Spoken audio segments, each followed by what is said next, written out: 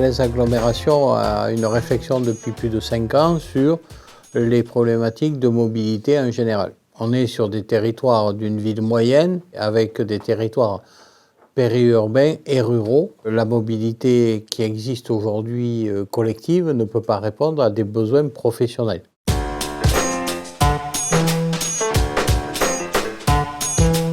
On est sur une plateforme de mobilité uniquement à vocation à emploi. Et je veux aller en formation, ça rentre dans la mobilité. Nous avons organisé cette plateforme sur le partenariat déjà existant. C'est-à-dire que chaque acteur qui est opérateur avait déjà un savoir-faire, avait déjà un professionnalisme, voire une expertise sur la mobilité. L'idée, c'était de continuer à faire agir les acteurs sur le territoire et de les aider, de les soutenir pour qu'ils puissent continuer à exister et non pas que la plateforme draine tous les financements et toutes les actions mises en place sur la mobilité. Cette plateforme de mobilité a comme spécificité, c'est qu'elle est 100% électrique. Ça s'inscrit dans la volonté de ce territoire. Elle sera composée de 6 voitures, des Peugeot Ion, 5 scooters électriques et de 10 vélos électriques. Ça sera la maison de l'emploi qui, dans le cadre de son rôle de coordination, sera chargée de faire le suivi et la location de ces véhicules.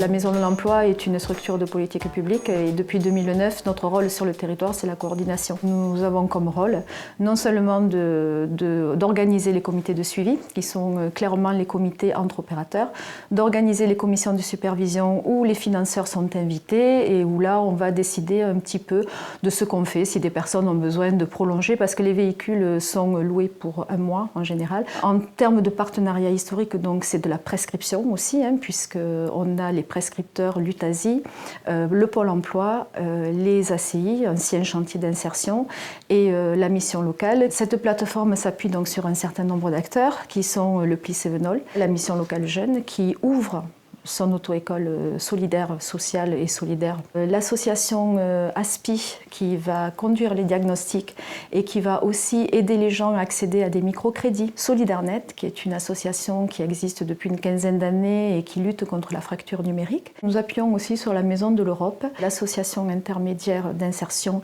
Raison de Plus, FAIR, qui va apporter un garage solidaire. Alors l'association FAIR est une association donc, qui existe maintenant depuis 17 ans. Donc le garage solidaire, comme son nom l'indique, c'est un garage, donc on est là effectivement pour apporter des réparations sur des véhicules pour des personnes qui sont en emploi ou en recherche d'emploi.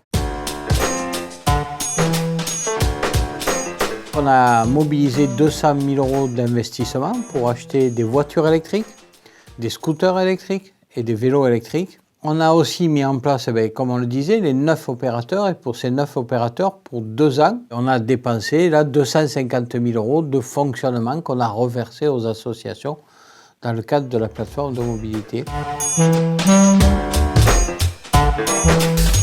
La plus-value de cette opération-là, ça va être d'améliorer encore ce qu'on sait déjà faire sur ce territoire.